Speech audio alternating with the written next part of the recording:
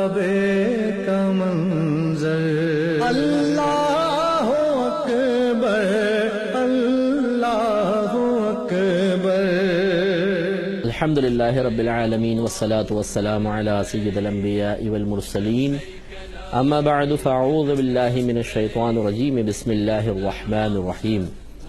الحمدللہ حج کے سلسلے میں یہ ہمارا 7واں پروگرام ہے، اور ہم پچھلے پروگرام میں عمرے کے اختتام تک پہنچ گئے تھے۔ آپ نے سعی کی، سعی کے بعد 2 رکعت نوافل پڑھنا مستحب ہوتا ہے، نفل پڑھ لینا اچھا ہے، مستحب اگر آپ پڑھ لیں بہتر ہے، اور نہ پڑھیں تو کوئی گناہ نہیں ہے۔ اس کے بعد آپ نے حلق وغیرہ کرایا اور آپ احرام کی پابندیوں سے فارغ ہو گئے۔ اس کے بعد 8 ذوالحجہ تک آپ نفلی طواف کر سکتے ہیں اور مختلف مقامات کی زیارتیں وغیرہ کر سکتے ہیں، لیکن کوشش کریں کہ کوئی لمحہ آپ کا ضائع نہ ہو۔ 8 ذوالحجہ کو اب تمام کے تمام حضرات مینا کی طرف روانہ ہوں گے، اور میں نے آپ کو جیسے بتایا تھا کہ ظہر تک آپ مینا پہنچ جائیں گے۔ ظہر، عصر، مغرب، عشاء اور اگلے دن کی فجر، یہ 5 نمازیں مینا میں گزارنا سنت مبارکہ ہے۔ چنانچہ اب آپ وہاں پہنچیے، اور لیکن جیسے آپ کو بتایا تھا کہ اب آپ کو حج کا احرام پہننا ہوگا، اور 8 ذوالحجہ کو حج کا احرام پہن کے نکلیں گے۔ مسجد حرام سے پہنے بہت اچھی بات ہے، ورنہ آپ اپنے ہوٹل سے بھی پہن سکتے ہیں۔ احرام پہننے کے بعد اب آپ حج کی نیت کریں گے، اور وہی نیت دل کے پختہ ارادے کو کہتے ہیں، لیکن زبان سے الفاظ ادا کر لیں تو بہت اچھا ہے۔ چنانچہ یہ الفاظ یوں اس طرح نیت، ان الفاظ کے ذریعے نیت کو ظاہر کر سکتے ہیں کہ اللہم انی ارید الحج فیسرہ لی وتقبلہ منی واعنی علیہ وبارک لی فیہ نویت الحج واحرمت بہا للہ تعالی، یعنی اے اللہ میں حج کا ارادہ کرتا ہوں، تو اسے میرے لیے آسان فرما دے اور اسے مجھ سے قبول فرما، اور اس میں میری مدد فرما، اور اسے میرے لیے بابرکت بنا دے۔ میں نے حج کی نیت کی اور اللہ کے لیے اس کا احرام باندھا۔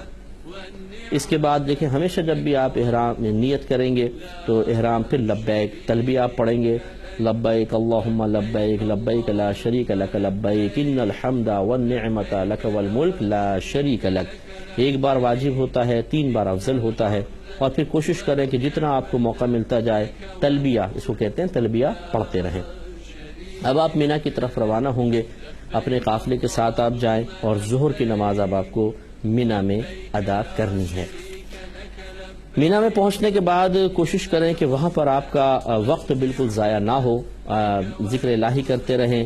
اگر آپ مطلب کوئی عالم دین ساتھ ہیں، ان سے مسائل پوچھتے رہیں، اور دیگر مطلب اچھے کاموں کے اندر اپنے وقت کو گزاریں۔ ایسا نہ ہو کہ خواتین ایک جگہ مل کر بیٹھ جائیں اور باتیں کرنا شروع کر دیں، اور مرد حضرات ایک جگہ بیٹھ کے فضولیات کرنے لگ جائیں، ایسا نہیں ہے۔ عموماً ایسا ہوتا ہے کہ مردوں عورتوں کے خیمے علیحدہ ہوتے ہیں۔ بعض اوقات ایسا بھی ہوتا ہے کہ ایک ہی خیمے کے اندر عورتوں مردوں کو رکھ دیا جاتا ہے، لیکن اس میں یہ ضرور ہوتا ہے کہ بیچ میں کوئی پردہ وغیرہ لگا دیتے ہیں۔ اگر نہ بھی ہو تو آپ اپنا ایک پردہ وہاں پہ عارضی طور پہ قائم کر سکتے ہیں، اور کوشش کریں کہ آپ وہاں پر بہت ہی احتیاط کے ساتھ اپنا وقت گزاریں۔ تو آپ نے وہاں ظہر پڑھی، پھر عصر، پھر مغرب، پھر عشاء۔ عشاء کے بعد آپ سوئے، اور کوشش کرے گا جاگ کے گزار لیں تو بہت اچھی بات ہے، ورنہ بہرحال سونے میں کوئی مسئلہ نہیں ہے، یا جلدی سو جائیں اور تہجد کے وقت اٹھ جائیں، تہجد بھی پڑھ لیں۔ مینا کی تہجد بہت بڑی چیز ہے، اور اس کے بعد پھر فجر کی نماز ادا کریں۔ تو آپ 8 ذوالحجہ کو آپ نے حج کا احرام پہنا تھا، اور یہ 8 کا پورا دن آپ نے، اور اس سے اگلی 9 کی رات یہ مینا میں گزار لی۔ اب 9 ذوالحجہ کا دن آ گیا، اس میں اب آپ کو جانا ہے میدان عرفات میں، اور اس میں تمام کے تمام حاجی میدان عرفات کی طرف جا رہے ہوتے ہیں۔ اور میدان عرفات وہ میدان ہے کہ جس میں جو شخص بھی 9 ذوالحجہ کو غروب آفتاب سے پہلے ایک لمحہ بھی داخل ہو جاتا ہے تو وہ حاجی ہو جاتا ہے۔ غروب آفتاب سے پہلے پہنچنا اچھا ہوتا ہے، کیونکہ بغیر دم کے ہے، ورنہ تو پوری اگلی رات بھی اگر کوئی میدان عرفات میں پہنچ گیا اس کا وقوف ہو جاتا ہے، لیکن غروب آفتاب کے بعد اگر وہ پہنچے گا حاجی تو بن جائے گا، لیکن دم لازم ہوتا ہے۔ اس لیے آپ دن میں وہاں پہنچ جائیں، اور اب آپ ظہر تک وہاں پہنچ جائیں تو بہت ہی بیسٹ ہوتا ہے۔ ظہر، عصر اور مغرب تک وہاں پہ آپ کو گویا کہ قیام کرنا ہے. مغرب سے پہلے وہاں سے نکل جانے سے دم لازم ہوگا، اس لیے کم از کم مغرب تک تو آپ کو وہیں پر رہنا ہے. لیکن یاد رکھیں کہ میدان عرفات میں مغرب کی نماز نہیں پڑھنی ہے، یہ پڑھنی ہوگی مزدلفہ میں جا کے، جس کا طریقہ بھی ہم آپ کی خدمت میں عرض کریں گے. ظہر میں وہاں پہنچ جائیں، ظہر کی جب نماز کے وقت آئے تو غسل اگر کا موقع مل جائے تو بہت اچھی بات ہے، ورنہ کم از کم تازہ وضو کریں. اور یہ یاد رکھیں کہ فقہ حنفی کے روشنی میں ظہر اپنے وقت میں پڑھیے گا، عصر اپنے وقت میں پڑھیں. ظہر اور عصر کو ملا کر پڑھنا یہ اسی وقت احناف کے نزدیک صحیح ہے جب وہاں پر حاکم اسلام موجود ہو باقاعدہ، جیسے نبی کریم صلی اللہ علیہ وسلم تھے، ابو بکر صدیق تھے، عمر فاروق تھے. لیکن اب چونکہ حاکم اسلام کا دور نہیں ہے، لہٰذا ظہر کے وقت میں ادا کی جائے، عصر کے وقت میں ادا کی جائے. عصر کی نماز سے لے کر مغرب تک کوشش کریں کہ خوب اخلاص کے ساتھ اللہ تبارک و تعالیٰ کی بارگاہ میں دعا کریں، کیونکہ یہ وہ میدان ہے کہ جس میں اللہ تبارک و تعالیٰ بندے کے وہ تمام گناہ، وہ تمام قصور معاف کر دے گا جو اس نے اللہ کے حق میں کوتاہی کی تھی. تمام کے تمام گناہ بخشے جائیں گے. لیکن حقوق العباد کی معافی کا یہاں اعلان نہیں ہے، وہ مزدلفہ میں جا کر ہوگا. لیکن یاد رکھیے کہ میدان عرفات میں اگر آپ کے تمام گناہ بخشے گئے تو اس کا مطلب یہ نہیں ہے کہ آپ کو قضا نمازیں ادا نہیں کرنی ہیں، قضا روزے نہیں رکھنے ہیں، زکوٰۃ اگر آپ پہ لازم باقی تھی تو زکوٰۃ ادا نہیں کرنی ہے، اگر قربانیاں باقی تھیں تو اب وہ قربانیوں کا آپ کو کفارہ وغیرہ نہیں دینا ہے، ایسا نہیں ہے، بلکہ آپ کو یہ تمام کام تو کرنے پڑیں گے. لیکن میدان عرفات کی برکت یہ ہے کہ ان امور کی ادائیگی میں کوتاہی کا جتنا بھی گناہ تھا اللہ تعالیٰ اس تمام گناہ کو معاف فرما دے گا، اور ایسا ہو جائے گا انسان گناہوں سے کہ ان حقوق العباد کے معاملے میں جیسے آج ہی اپنی ماں کے پیٹ سے پیدا ہوا ہے. مغرب تک وہیں رہیں گے. مغرب کی نماز جیسے آپ کو بتایا کہ آپ نے یہاں ادا نہیں کرنی ہے، بلکہ مغرب کے بعد پھر مزدلفہ کی طرف روانہ ہو جانا ہے. اپنے قافلے کے ساتھ آپ جائیں اور مزدلفہ میں پھر آپ وہاں پر قیام کریں گے. میدان عرفات میں جب پہنچتے ہیں تو وہ کہتے ہیں کہ جی عید کا مطلب خطبہ وغیرہ پڑھتے ہیں، وہ چل رہا ہوتا ہے، حج کا خطبہ ہوتا ہے، تو اس میں اگر خدا نخواستہ تھوڑا بہت نکل گیا، آپ کی کوئی توجہ نہیں رہی تو اس سے کوئی فرق نہیں پڑتا ہے. باقی غور سے اس کو سننے کی کوشش ضرور کریں، یہ بہت ہی اچھا ہے. یہ یاد رکھیں کہ یہ میدان عرفات میں چونکہ رش بہت ہی زیادہ ہوتا ہے. اب تو ویسے خیمے بنا دیے گئے ہیں، الگ الگ معلمین اپنے اپنے خیموں میں لوگوں کو ٹھہراتے ہیں، لیکن پھر بھی بعض اوقات انسان بچھڑ جاتا ہے. تو اپنا وہ کارڈ جو خیمے کا کارڈ ہے وہ ضرور اپنے پاس رکھیں. خواتین اگر واش روم وغیرہ جانا چاہیں بہنیں تو ان کو بھی بڑی احتیاط کے ساتھ جانا چاہیے، اور واپسی کے لیے وہ اچھی طرح نشانیاں وغیرہ اپنے ذہن میں رکھیں تاکہ بچھڑ نہ جائیں. لیکن کبھی بھی آپ بچھڑ جائیں تو گھبرائیں نہیں، ڈرنے کی کوئی ضرورت نہیں ہے، اور مطلب پریشان نہ ہوں. اللہ تبارک و تعالیٰ اس مقام پہ اگر کوئی بچہ بھی کھو جاتا ہے اس سے اس کے پیاروں سے ملوا دیتا ہے. اتنی مطلب برکت ہے، اتنی برکت ہے جس کی کوئی انتہا نہیں، کہ کوئی جو بچھڑ جاتا ہے وہ ایسا ہوتا ہی نہیں ہے کہ وہ اپنوں سے نہ مل سکے. بالکل آرام سے آپ مل سکیں گے. میدان عرفات میں کوئی مخصوص دعا نہیں ہوتی ہے، ویسے تو لوگ دعائیں بتائیں گے، لیکن جو بھی آپ دعا کرنا چاہیں خصوصاً عصر سے مغرب بکثرت دعا کریں. اور اگر بہت بہتر ہے کہ اجتماعی دعا کر لیں تو بہت اچھی بات ہے. کوئی کہ عالم دین ہوں آپ کے، وہ دعا مانگے، آپ ان کے ساتھ دعا مانگیں، اور اچھی مطلب رقت انگیز دعا ہو. اپنے گناہوں کو یاد کریں اور خوب نادم ہوں، شرمندہ ہوں، کیونکہ آج اگر یہاں سے کوئی بغیر مغفرت کے چلا گیا تو وہ بہت بدبخت انسان ہے. اس لیے خوب رو رو کر اللہ تعالیٰ کی بارگاہ میں دعا کریں، اور انشاءاللہ عز و جل اللہ کی رحمت سے امید ہے کہ آج آپ کے تمام گناہ بخشے جائیں گے، اور نام اعمال حقوق اللہ میں کوتاہی کے گناہوں سے بالکل صاف ستھرا ہو جائے گا. جب غروب آفتاب ہو جائے، آپ کو یقین حاصل ہو جائے، اب آپ مزدلفہ کی طرف روانہ ہوں گے. یہ بھی ایک دیکھیں، ہوتا یہ ہے کہ پہلے آپ مینا سے جاتے ہیں جب میدان عرفات کی طرف، تو مزدلفہ سے گزر کے ہی جاتے ہیں، میدان عرفات اس کے پیچھے. پھر میدان عرفات میں جانے کے بعد پھر آپ واپس آتے ہیں مزدلفہ کی طرف. لیکن جب آپ مزدلفہ سے گزرتے ہیں تو یہ مزدلفہ میں داخل ہونا یا وہاں کا وقوف نہیں کہلاتا، کیونکہ آپ عرفات جا رہے ہیں، عرفات جا کے ٹھہرتے ہیں، پھر آپ واپس آتے ہیں.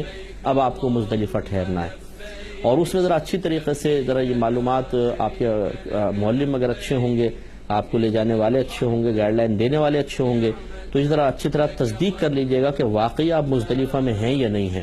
کیونکہ بعض اوقات ایسا ہوتا ہے کہ لوگ مزدلفہ سے ہی پیچھے ٹھہر جاتے ہیں، وقوف کر لیتے ہیں۔ تو دیکھیں اب 8 ذو الحجہ کو آپ مینا میں تھے، 9 کو میدان عرفات، مغرب کی نماز آپ نے وہاں نہیں پڑھنی، ہم نے کہا غروب آفتاب تک آپ ٹھہرے، اب آپ رات میں آ گئے ہیں مینا۔ اب یہاں مغرب اور عشاء ایک ساتھ ملا کر پڑھنی ہے عشاء کے وقت میں، یعنی گویا کہ ظاہری اعتبار سے اگر آپ دیکھیں تو آپ مغرب قضا کر رہے ہیں، لیکن نبی کریم صلی اللہ علیہ وسلم کی سنت کریمہ ہے اور رحمت کونین صلی اللہ علیہ وسلم نے اس دن کی مغرب کو عشاء کے وقت میں ادا کی نیت سے ہی ادا فرمائی ہے، قضا کی نیت سے نہیں، گویا کہ آپ ادا ہی کر رہے ہیں، لہذا وہاں پہنچیں آپ اور اذان دینا چاہیں اذان دیں، اس کے بعد اقامت پڑھیں، مغرب کے 3 فرض پڑھیں گے، پھر اقامت پڑھیں اور عشاء کے 4 فرض، پھر مغرب کی سنتیں اور پھر عشاء کی بقیہ نماز آپ پڑھ کر اس طریقے سے اپنی مغرب و عشاء کو کمپلیٹ کر لیں۔ تو پہلے مغرب کے فرض، پھر عشاء کے فرض، پھر مغرب کی 2 سنت نفل اور اس کے بعد عشاء کی بقیہ نماز۔ اب آپ یہاں پر ٹھہر جائیں۔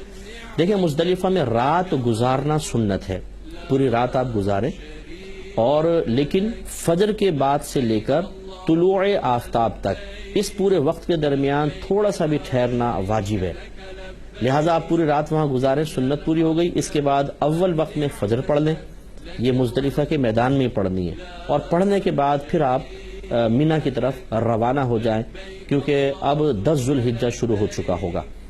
8 کو مینا پہنچے، 9 کو میدان عرفات، پھر 9 کا دن گزرا تو 10 کی رات مزدلفہ میں، اب 10 کا جب دن فجر کے بعد شروع ہوگا تو پھر آپ کو مینا کی طرف روانہ ہونا ہے۔ چونکہ آج سب کا ٹارگٹ بڑا شیطان ہے، وہاں 3 شیطان، یعنی شیطان کیا، وہ حضرت ابراہیم علیہ السلام جب حضرت اسماعیل علیہ السلام کو ذبح فرمانے لگے اللہ کے حکم سے، تو شیطان نے بہکانے کی کوشش کی، تو آپ نے اس کو کنکریاں ماری تھیں، تو 3 مقام پہ کنکریاں ماری تھی، تو وہ 3 مقام پر ہمیں کنکریاں اس سنت کی ادائیگی کے لیے مارنا سنت کریمہ ہوتا ہے۔ تو ایک وہاں پہ چھوٹا شیطان کہلاتا ہے، ایک درمیانہ شیطان کہلاتا ہے، ایک بڑا شیطان کہلاتا ہے۔ تو آج جو آپ نے کنکریاں مارنی ہیں 10 ذو الحجہ کو، وہ ایک شیطان کو مارنی ہے، اور تمام کے تمام حاجیوں نے وہاں پر مارنی ہے، تو رش بہت زیادہ ہوتا ہے، اس لیے ہمارا مشورہ یہ ہوگا کوشش کریں کہ فجر کو اول وقت میں پڑھیں اور پڑھتے ہی آپ روانہ ہو جائیں۔ اس کے لیے زیادہ بیسٹ یہ ہوتا ہے کہ جو آپ کو لے کے جا رہے ہیں وہ بھی ماشاءاللہ سمجھدار ہوتے ہیں، سمجھتے ہیں، لیکن ان کو آپ مشورہ دے سکتے ہیں کہ جیسے آپ عرفات سے مزدلفہ میں داخل ہوں تو شروع میں نہ ٹھہر جائیں، بلکہ آپ چلتے جائیں حتیٰ کہ جب مینا سٹارٹ ہونے لگے اس سے بس متصل مزدلفہ میں ٹھہریں، تاکہ جیسے ہی آپ نماز فجر ادا کریں فوراً آپ مینا میں داخل ہو کر پہلے وقت میں آپ کنکریاں مار کر فارغ ہو جائیں، یہ سب سے بیسٹ ہوتا ہے۔ لیکن یہ یاد رکھیے گا کہ یہاں کا جیسے میں نے آپ کو بتایا کہ فجر کے بعد اور طلوع آفتاب سے پہلے تھوڑا سا وقت گزارنا واجب ہوتا ہے، لیکن اگر آپ یہ دیکھتے ہیں کہ کوئی خواتین ہیں، بچے ہیں اور رش بہت کثیر ہے اور ان کے لیے بڑی دقت ہو جائے گی فجر پڑھنے کے بعد نکلنے میں، تو وہ رات میں بھی روانہ ہو سکتے ہیں اور ان سے یہ وقوف ساقط ہو جائے گا، کوئی دم وغیرہ لازم نہیں ہوگا۔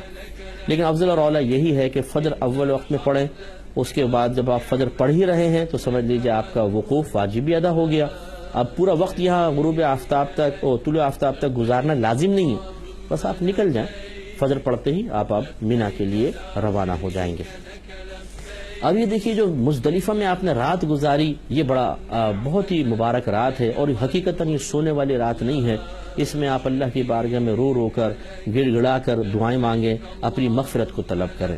رحمت کونین صلی اللہ علیہ وسلم جب میدان عرفات پہنچے، اللہ تعالیٰ کی بارگاہ میں اپنی امت کی سفارش کی دعا کی، مغفرت کی دعا کی، تو اللہ تعالیٰ نے تمام اپنے حقوق معاف کر دیے، حقوق اللہ میں کوتاہی معاف کر دی۔ لیکن اللہ تعالیٰ نے فرمایا کہ حبیب میں ظالم کو نہیں بخشوں گا، یعنی جس نے بندوں کے حقوق میں کوتاہی کا ارتکاب کیا اس کی بخشش نہیں ہوگی۔ لیکن جب سرکار مزدلفہ تشریف لائے، پھر اللہ کی بارگاہ میں التجا کی تو مسکرائے۔ ابو بکر صدیق، عمر فاروق رضی اللہ تعالی عنہما نے پوچھا یا رسول اللہ آپ کے تبسم فرمانے کی وجہ کیا ہے؟ تو آپ نے فرمایا کہ میں جب مزدلفہ آیا اللہ تعالیٰ کی بارگاہ میں نے عرض کیا رب کریم آج تو ظالم کو بھی بخش دے، تو اللہ تعالیٰ نے میری دعا کو قبول فرمایا، اور آج اس میدان میں جو میرے امتی آئیں گے اللہ تعالیٰ نے ان سے حقوق العباد میں کوتاہی کو بھی معاف کر دیا۔ تو جب اس کی طرف سے مغفرت کا اعلان ہوا تو شیطان اپنے سر پہ مٹی ڈالنے لگا، تو اس کی حالت دیکھ کر مجھے ہنسی آ گئی۔ اس سے معلوم ہوا کہ مزدلفہ میں پہنچنے کے بعد اگر ہم نے بندوں کے حقوق میں کوئی کوتاہی کی ہوگی اگر ہمارا آنا مقبول ہو گیا تو انشاءاللہ وہ بھی نام اعمال سے مٹا دیے جائیں گے. لیکن یہ یاد رکھیں یہاں پر بھی کہ ہمیں معافی طلب کرنی ہی چاہیے. اگر ہم نے کسی کے حق میں کوتاہی کی ہے، گناہ معاف ہوا ہے، معافی تو مانگنی ہوگی. اور اگر ہم نے کسی کا مال وغیرہ دبایا ہے تو مال دبانے کا گناہ معاف ہوگا، مال معاف نہیں ہوگا، وہ تو جا کر اس کو ادا کرنا ہی ہوگا. ایسا نہ کیجیے گا کہ آپ مال دبا کے بیٹھ جائیں کہ جی مزدلفہ کے اندر حقوق العباد معاف ہوئے، یہ صحیح نہیں ہے. مزدلفہ میں ہی کوشش کریں کہ آپ کنکری جمع کر لیں.